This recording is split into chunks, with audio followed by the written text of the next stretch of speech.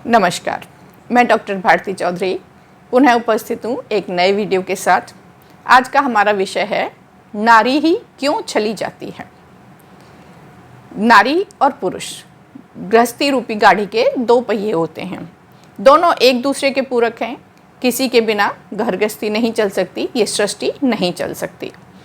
तो स्पष्ट है कि नारी के अलग दायित्व हैं, पुरुष के अलग दायित्व हैं।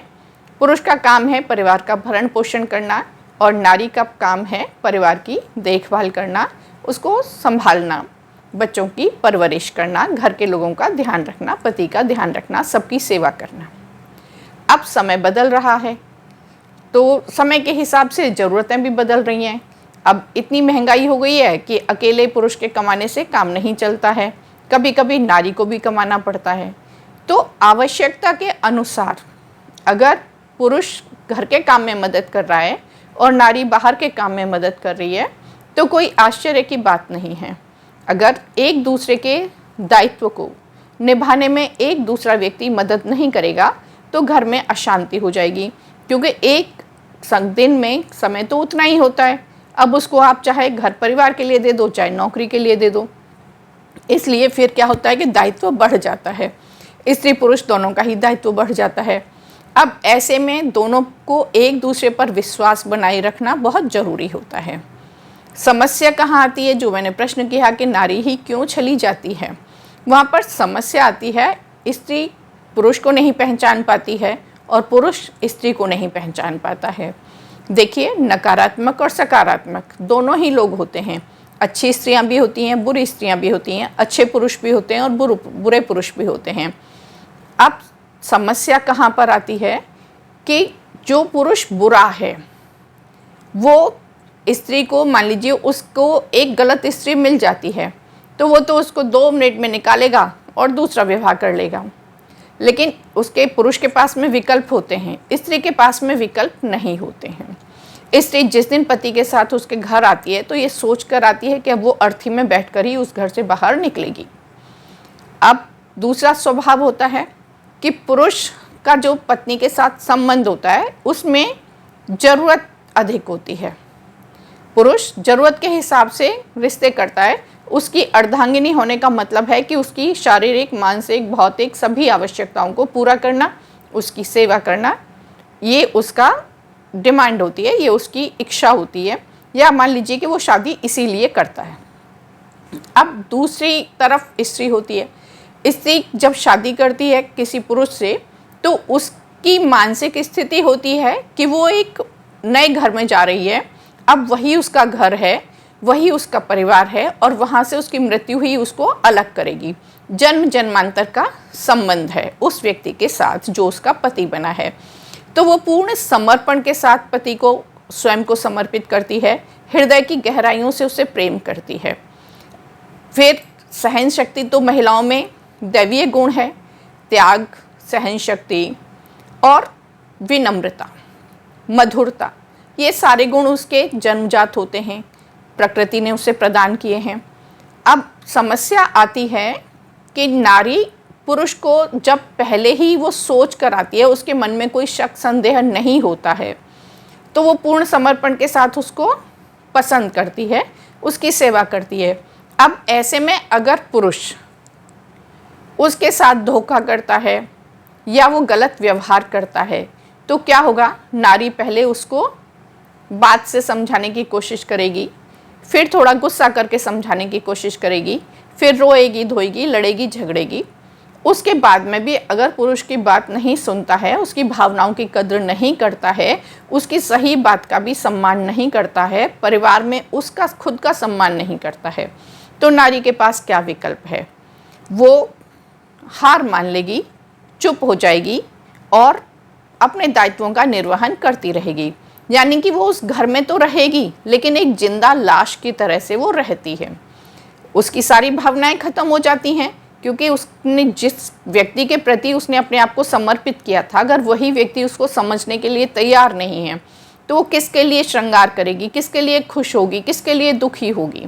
तो क्या होता है कि आत्मा शरीर से निकल जाती है एक तरीके से, और जो आत्मिक प्रेम होता है वो ख़त्म हो जाता है नारी के मन से, और वो एक जिंदा लाश की तरह से अपने दायित्वों का निर्वहन करती रहती है। आप अगर अपने आसपास देखेंगे तो ऐसे आपको बहुत उदाहरण मिल जाएंगे जिन महिलाओं की जीवन में न कोई खुशी है न कोई गम है, बस वो अपने दायित्व का निर्वहन करती चली जा रही हैं। ऐसे केसेस में आप देख सकते हैं जिनके पति शराब पीते हैं, जिनके पति जुआ खेलते हैं, जिनके पति कमाते नहीं हैं, या जिनके पति को अनाप शनाप काम, उल्टे पुल्टे कामों में पैसा खर्च करने की आदत होती है, तो उन महिलाओं के जीवन में इस तरीके का संघर्ष आ जाता है। और यही है कि महिला ही छली जाती है। अब महिला तो पूरी ईमानदारी के साथ में अपने दायित्व का निर्वहन कर रही है, लेकिन फिर भी उसी को बेवकूफ़ बनाया जा रहा है, उसी के साथ में धोखा हो रहा है, उसी की ज़िंदगी बर्बाद हो रही है। अब इसी बात को हम लेते हैं दूसरी तरफ, पुरुष की तरफ। कैसा होता क्यों है? जैसा मैंने कहा पहली बात कि पुरुष को ज़रूरत होती है, पुरुष के अधिकार जो होते हैं उसमें एक पुरुष वाला अहम होता है कि मैं पुरुष हूँ, और वो अपने सामने स्त्री को कुछ समझने की कोशिश ही नहीं करता है। उसे कोई मतलब नहीं होता कि वो क्या कह रही है, उसकी इच्छा क्या है, उसकी अनिच्छा क्या है, उसको किस चीज़ की ज़रूरत है, किस चीज़ की ज़रूरत नहीं है। वो जिस तरीके से सोचता है कि मेरी ज़रूरतें पूरी होनी चाहिए, उसका बस इतना ही फ़र्ज होता है कि स्त्री की भी ज़रूरतें पूरी होनी चाहिए। नाराज़ हो जाए तो कोई उपहार ला कर दे दो, और उसकी जो भौतिक वस्तुएं हैं, आवश्यकताएं हैं, उन्हें पूरा कर दो। लेकिन इससे भी ऊपर कुछ होता है, भावनाएं होती हैं, आत्मिक तुष्टि होती है, भावनात्मक मानसिक संतुष्टि होती है। हर चीज़ भौतिक वस्तुओं से नहीं खरीदी जा सकती। प्रेम भौतिक वस्तुओं से नहीं खरीदा जा सकता, खुशी भौतिक वस्तुओं से नहीं खरीदी जा सकती। वो तो आंतरिक भावना होती है, और भावना भावना से ही जुड़ी होती है। अगर मैं भावनात्मक रूप से आपसे जुड़ी हुई हूँ तो आपको भी मुझसे भावनात्मक रूप से ही जुड़ना पड़ेगा। आप भौतिक वस्तुओं से मेरी भावनाओं को शांत नहीं कर सकते हैं। तो यही डिफरेंस, यही अंतर पति पत्नी के रिश्ते में जब आ जाता है तो ये दिक्कत होती है। एक तरफ पत्नी है जो बिना कहे ही पति की भावनाओं को समझ रही है, दूसरी तरफ पति है जो कहने के बाद भी उसकी भावनाओं को नहीं समझ रहा है, उसको सम्मान नहीं दे रहा है, उसके समझाने पर भी नहीं समझ रहा है, उसकी सही बात को भी कोई महत्व नहीं दिया जा रहा है, उसका जो अधिकार है वो उसे नहीं दिया जा रहा है। तो बस एक डोमिनेटिंग नेचर बन गया है पति का, और वो पत्नी को हर हाल में बस दबाने की कोशिश करता है। अरे ऐसा कुछ नहीं होता, इसमें कोई बात नहीं है, तुम तो ज़बरदस्ती टेंशन लेती हो, तुम तो ऐसा करती हो, तुम तो वैसा करती हो, फालतू की चिंता करती हो, फालतू रोती हो, दुनिया भर का नाटक करती हो। यानी कि पत्नी की हर बात उसे एक ड्रामा नज़र आती है, और सब व्यर्थ की बातें हो जाती हैं उसके लिए। तो ये क्या है? यही छलना है। अब यहाँ पर न तो कोई रावण आया जो सीता का हरण करके ले जाएगा, और न कोई राम आया जो उसकी अग्नि परीक्षा लेगा। लेकिन क्या है कि जो वो दे रही है वो उसे नहीं मिल रहा है, और इसमें कोई बदले की भावना नहीं होती कि भाई पत्नी वहाँ पर आई है तो वो बदला ले रही है। बदला नहीं ले रही है, लेकिन एक रिश्ते में प्रेम बना रहे, एक दूसरे को समझा जा सके, इसके लिए ये आवश्यक है कि दोनों एक दूसरे के पूरक हैं, तो एक दूसरे का सम्मान करें, एक दूसरे की भावनाओं को समझें और मिलजुल कर घर गृहस्थी का दायित्व निभाएं। अब ये तो हुआ पति पत्नी के केस में। अब इसी को ले लीजिए बच्चियों के केस में, तो लड़कियां भी ऐसे ही धोखा खा जाती हैं। कॉलेज में पढ़ते वक्त, स्कूल में पढ़ते वक्त किसी भी बच्चे से प्रभावित हो जाती हैं, उनसे दोस्ती हो जाती है। लड़के के मन में क्या चल रहा है उसे वो जान ही नहीं पाती हैं। वो केवल समय पास कर रहा है, उसको यूज़ कर रहा है, या उसकी भावनाओं से खेल रहा है, इस बात पर वो ध्यान ही नहीं देती हैं। और खुद की तरफ से उनका पूर्ण समर्पण होता है, सच्चा प्रेम होता है। उसी के वशीभूत होकर वो जो भी लड़का कहता है उसकी इच्छा पूर्ति करती रहती हैं, और अंत में परिणाम आप देखते ही हैं कि क्या होता है। तो बात ये है कि महिलाओं को ये सब चीज़ें रोकनी पड़ेंगी। अब रोकनी कैसे पड़ेंगी? ये तो हो गया कि भाई छली कैसे जाती हैं। तरीका ये हो गया कि वो कैसे छली जाती हैं। वो अपने ही गुणों के कारण, अपनी ही भावनाओं की कमजोरियों के कारण वो ठगी जाती हैं, छली जाती हैं। अब बात आती है कि ये छलावा कब तक चलेगा? इसी तरीके से स्त्रियों के साथ में दुराचार, दुर्व्यवहार कब तक होता रहेगा? बच्चियों को कब तक ये सब कुछ सहन करना पड़ेगा? तो तब तक करना पड़ेगा जब तक वो अपनी शक्ति को नहीं पहचानती है। देवी कहा जाता है, शक्ति कहा जाता है, यूं ही तो नहीं कहा जाता। अब उसे अपनी शक्ति को पहचानना होगा। शक्तिशाली को ही अधिकार होता है कि वो दूसरे व्यक्ति को क्षमा कर सके। महिला, आप ऐसे समझ लीजिए कि हीरा होता है, अगर वो आभूषणों में जड़ जाए तो सौंदर्य बढ़ा देता है, और अगर वो गले के नीचे उतर जाए तो व्यक्ति की जान ले लेता है। उसी तरीके से है कि प्रत्येक व्यक्ति के नकारात्मक और सकारात्मक पहलू होते हैं। हम चाकू से सब्जी भी काट सकते हैं और चाकू से हम किसी का गला भी काट सकते हैं। हम घर की स्त्री को देवी के रूप में पूज भी सकते हैं, मान सम्मान के साथ उसके साथ ज़िंदगी भी व्यतीत कर सकते हैं और उसका जीना दूभर भी कर सकते हैं, उसे घर की नौकरानी बनाकर भी छोड़ सकते हैं। तो ये सब चीज़ें चलती रहती हैं समाज में। हर एक घर की अलग अलग कहानी होती है। अब इसको रोकने के लिए कोई बाहर वाला व्यक्ति नहीं आएगा। माता पिता कितने भी शक्तिशाली हों, पुत्री की रक्षा करने के लिए नहीं आ सकते। और स्कूल में, कॉलेज में, घर में, परिवार में, कहीं पर भी कोई भी रिश्तेदार, कोई भी माता पिता, कोई भी भाई, कोई भी बहन, भले से वो कितना भी शक्तिशाली हो, उस वक्त जाकर उसकी रक्षा नहीं कर सकता। प्रत्येक व्यक्ति को अपनी लड़ाई खुद ही लड़नी पड़ती है। प्रत्येक महिला को भी अपनी लड़ाई खुद ही लड़नी पड़ेगी। अब लड़ाई लड़ने का, आत्मनिर्भर होने का, शक्तिशाली होने का, अपनी शक्ति को पहचानने का अर्थ ये नहीं है कि फिर वो बिना बात के सबसे लड़ती फिरेगी, या वो बिना बात के तलाक लेती फिरेगी, या वो बिना बात के अपना घर अलग बसाने की सोचेगी, या बिना बात के पुरुष का अपमान करेगी। ये मतलब कतई नहीं है। अब जो लोग शक्तिशाली होते हैं, क्या वो सबसे लड़ाई करते रहते हैं? उनके भी तो अपने आत्मीय जनों से अच्छे संबंध होते हैं। प्रत्येक व्यक्ति अपने कर्तव्य का पालन करता है। शक्ति कब काम आती है? जब आवश्यकता पड़ती है, जब उसे आत्मरक्षा करनी होती है या उसे अपने परिवार की रक्षा करनी होती है, तो वो शक्ति काम आती है। अब वो शक्ति, शारीरिक शक्ति, मानसिक शक्ति, भावनात्मक शक्ति, तीनों शक्तियों को महिलाओं को इम्प्रूव करना पड़ेगा, अपनी स्किल्स को डेवलप करना पड़ेगा। जब तक आप छोड़ना नहीं सीखोगे, तब तक आप पकड़ना नहीं सीखोगे। आप ये मान के चलिए कि अगर आपको कुछ सीखना है नया, तो पहले जो आपको आता है उसमें से छांटना पड़ेगा कि आपको कहाँ पर गलत है और कहाँ पर सही है। फिर उस गलत को छोड़ना पड़ेगा और उसकी जो जगह खाली होगी वहाँ पर सही को भरना पड़ेगा। अब मान लीजिए, जैसे मैं एक उदाहरण देती हूँ कि एक महिला है जिसका पति शराब पीता है। अब वो उससे बहुत प्रेम करती है, ठीक है ना, लेकिन वो अंधा प्रेम कर रही है।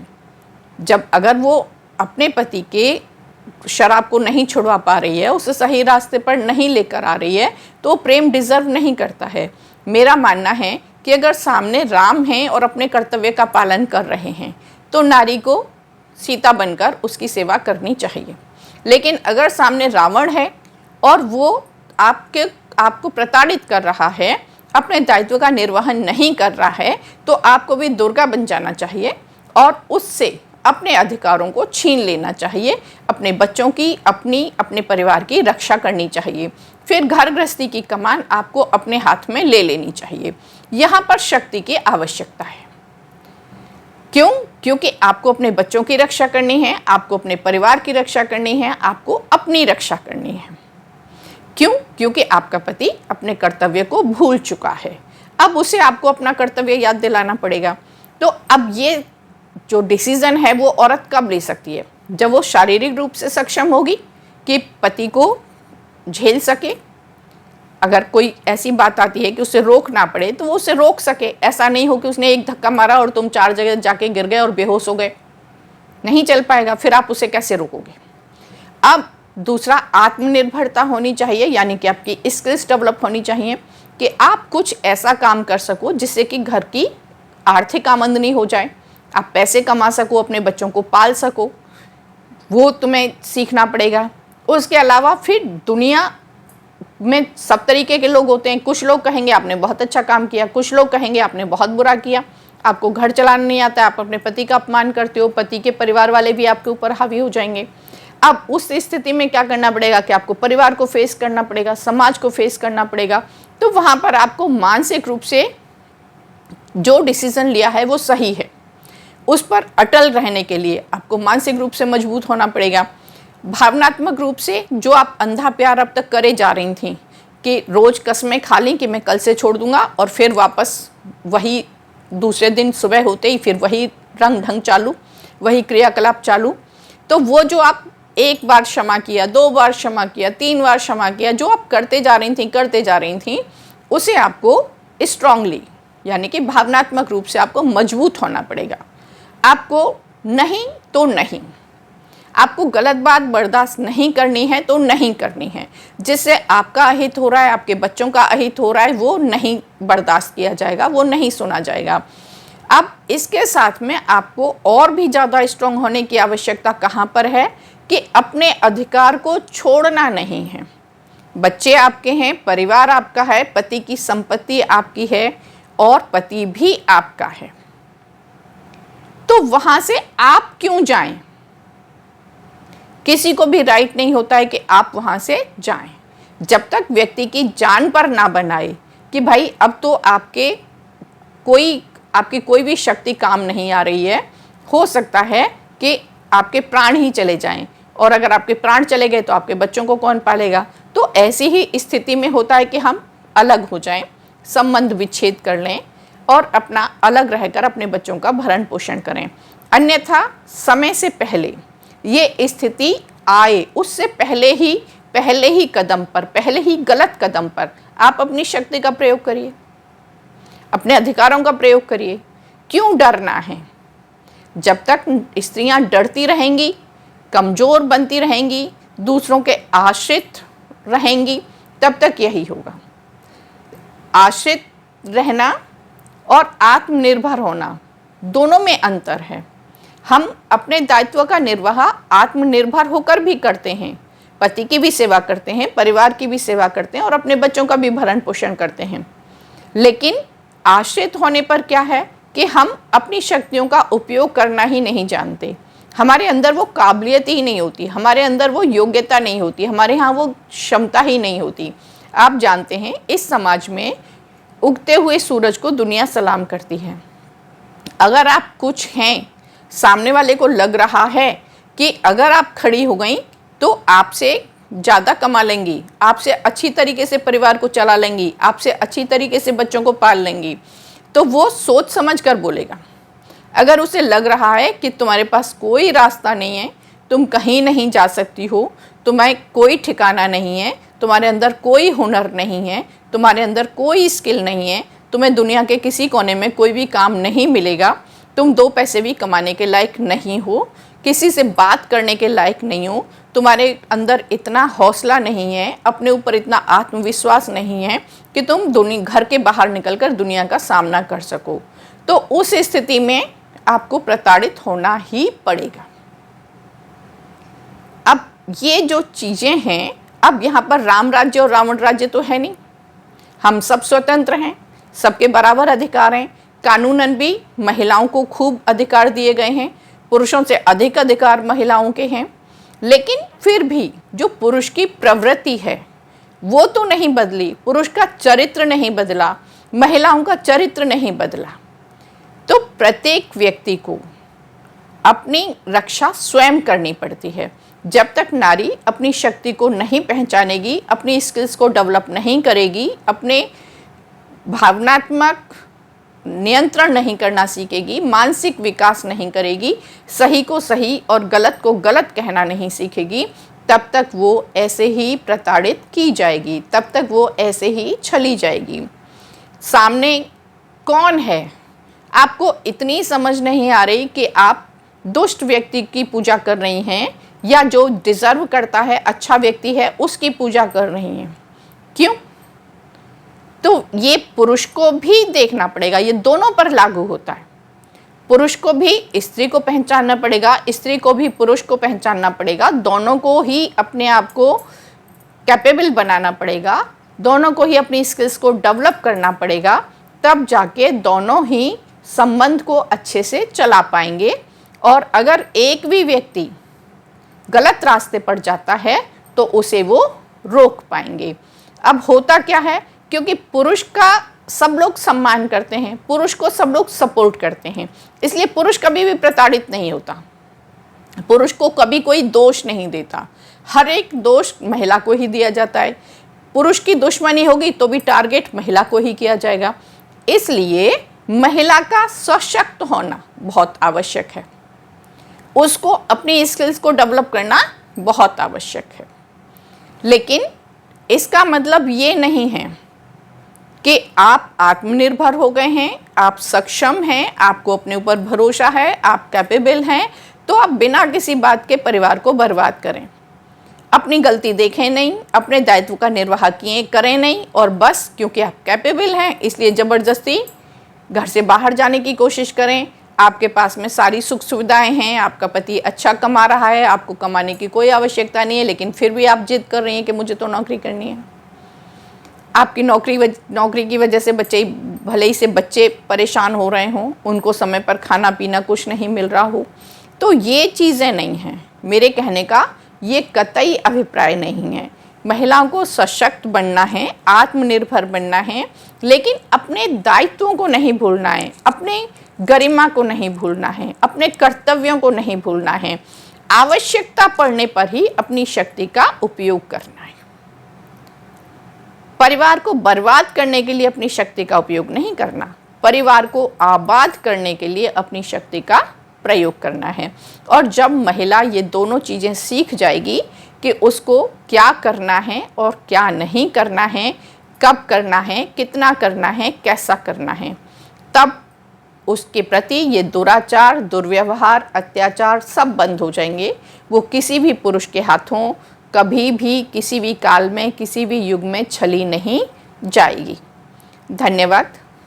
मेरे इस चैनल को सब्सक्राइब कर लीजिएगा और मेरा नंबर है 9897259147।